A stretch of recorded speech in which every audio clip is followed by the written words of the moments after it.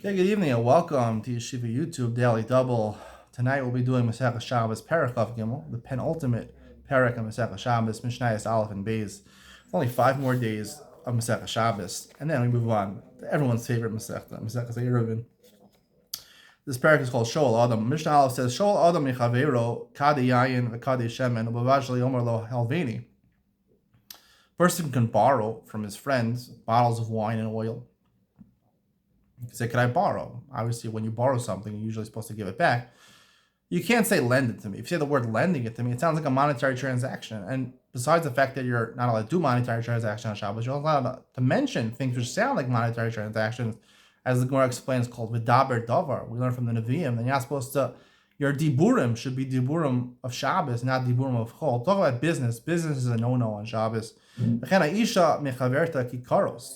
A woman, she doesn't have loaves of bread for challah, for lechem mishnah, she could borrow loaves, but she can't say lend it to me, because that's too business-like. He doesn't believe it, actually give it back. He could actually doesn't trust the person actually going to give back the 2 loaves of bread, because, this guy doesn't, there are people like that, they don't return things. So give me your talis, give me your Shabbos talis. If you don't want a Shabbos talis back, especially when Shalom Bayis in his house. So that, and after Shabbos, you make the cheshbon, meaning you want your talis back, give me back those loaves of bread or those bottles of wine or oil. Similarly, you go to Yerushalayim. Meirav Yameinu, based on Megdash, you're built, and Mashiach should come. And you're going to Yerushalayim, to the Beis HaMikdash, to bring your car on Pesach, and Erev Pesach happens to fall out on Shabbos. And you don't have a lamb for a korban pesach. You want to go to a person who owns lambs, and you want to buy one. A lamb is probably worth a lot of money, so he's going to probably want a deposit. So you give him your talis, and you take your korban pesach, and then and after Yom Tov, right? You can't do business not just on Shabbos, but also the next day, Pesach, Yom Rishon, you can't do business. So then on Yom Sheni, on Monday, you'll settle the score. You'll settle the account. Beis Monei Adam as Orchav Ves Parparosa Mipiv Avalom Min Aksav. A person is allowed to count his guests, name his guests, name the different portions that he's serving. He's serving a 4-course meal for his chassan on Shabbos. Doing chassan on Shabbos is a lot cheaper. You don't have to invite all those people who can't make it without travel. Avalom Min Aksav. You can't have a written list of your guests, or a written list of the items on the menu, because we're concerned you might actually cross them off or write new items or write new guests, which will be malacha of kosef.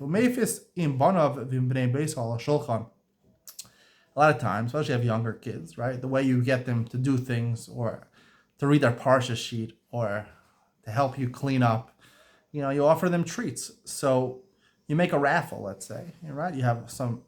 We had this Shabbos, we had mini ice creams. If you know what they are, they're pretty good.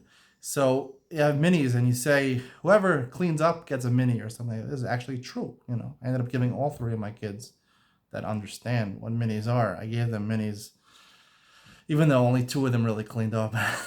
My 2-year-old son didn't clean up. I gave it to him anyway. I felt bad. He doesn't understand. When he's 3, he's not getting it unless he cleans up. You're allowed to do a raffle and say whoever cleans up gets the ice cream.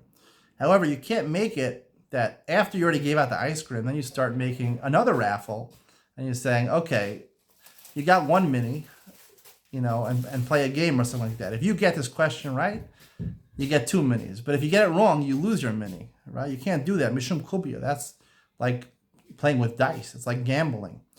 You're not supposed to gamble. The Gemara says really not supposed to gamble even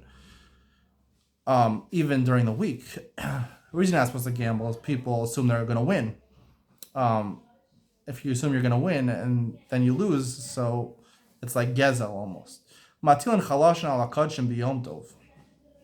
you bring a korban on Yom Tov, right, you give out the meat to the kohanim. So there's a lot of kohanim there, whatever mishmar, whatever family is there, you have to give it a different kohanim, so you only have a limited amount of meat. So you can make a raffle. Raffles are okay because it's the sorech for Yom Tov, for achila, for eating it. It's okay. you can't reasonably give it. When you make a thing, you double or nothing. That's like kubia. You can't do that potentially even during the week. However, things which were kachim shal esmo, right? That let's say you had Shabbos before Yom Tov and you had kachim that were shefted on Shabbos. I don't know. You can't really shefting on Shabbos. Let's say you had 2-day Yom Tov. You had kachim from the first day. You're not supposed to give that. You're not supposed to raffle it off on the second day because they allowed you to raffle off on the second day. And then you're going to a lot of times wait. You're really supposed to give out the kachim on the day that you slaughtered the animal. So therefore, they said you can only do it on the day that you slaughtered it, not from yesterday. Hope you enjoyed today's share. Stay tuned for Ian Mitzion. We talk about these Mishnayos in greater detail.